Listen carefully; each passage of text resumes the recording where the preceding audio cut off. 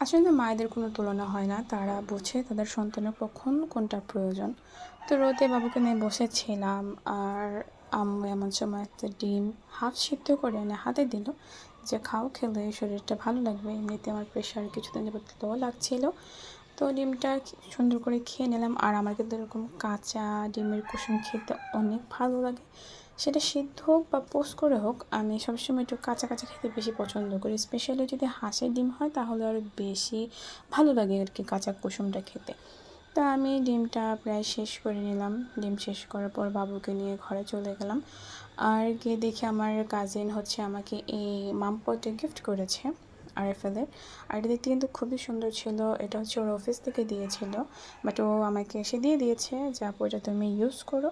তারপর এটা আমি গুছিয়ে রেখে দিলাম অ্যান্ড দেন চলে গেলাম রান্না করতে। আজকাল ভিডিওর ভয়েস ওভার দিয়ে আমি শান্তি পাই না। বাড়ির কাজ চলার কারণে টুকটাক টুকটাক শব্দ হতেই থাকে। তো যাই হোক, আমার কড়াইটা গরম হয়ে গিয়েছে। এবার আমি হলুদ আর লবণ দিয়ে মাখানো বেগুনগুলো দিয়ে দিচ্ছি। শীতকালের এই সবজিটা এইভাবে খেতে আমার এত ভালো লাগে। আমি বেগুন এমনিতে পছন্দ করি না, বাট বেগুন বড়া বা বেগুন ভেজে যদি ভর্তা করা হয় আমার কাছে এত ভালো লাগে, আমি এটা দিয়ে অনায়াসে সবগুলো ভাত খেয়ে ফেলতে পারি। তো আমি হচ্ছে বেগুনগুলো একে একে দিয়ে দিয়েছিলাম, ভালো করে হলুদ লবণ দিয়ে মেখে আধা ঘন্টা রেখে দিয়েছিলাম যাতে মশলাটা ভালো করে ঢোকে। আর আমি কিন্তু এতে কোনো আদা রসুন বা কোনো কিছু দিইনি, শুধু হলুদ আর হচ্ছে লবণ দিয়েছি। এতেই কিন্তু অনেক ভালো লাগে। অনেকে আদা রসুন দেয়, ওভাবে খেতে আমার একদমই ভালো লাগে না কেন জানি। এটাই হচ্ছে ভালো লাগে। একটু কম আঁচে ফার্স্টে সেদ্ধ করে দেন, হাই হিটে উল্টো পাল্টা নিলেই কিন্তু বেগুন বড়াটা হয়ে যায়। অনেকের দিকে বেগুন বড়া দেখতে হয়ে গেল বাট ভেতরে কাঁচা থাকে, বাট আমাদের এরকম কখনোই থাকে না। আর সাথে আমি নিয়ে নিচ্ছি শুকনো মরিচ ভাজা। যদিও এটা আমি খাবো না, এটা হচ্ছে আমার আম্মু খাবে। আমি শুকনো মরিচ ভাজা ভাতের সাথে ইলিশ মাছ ছাড়া খেতে পারি না, ভালো লাগে না। তো সাথে রান্না করলাম হচ্ছে লাল শাক ভাজি। এগুলো আম্মু বেছে দিয়েছিল। আমি একদম কম তেল দিয়ে আজকে ভাজি করেছি, কারণ আমি যখনই রান্না করি তেল বেশি পড়ে যায়, আম্মু একটু রাগারাগি করে।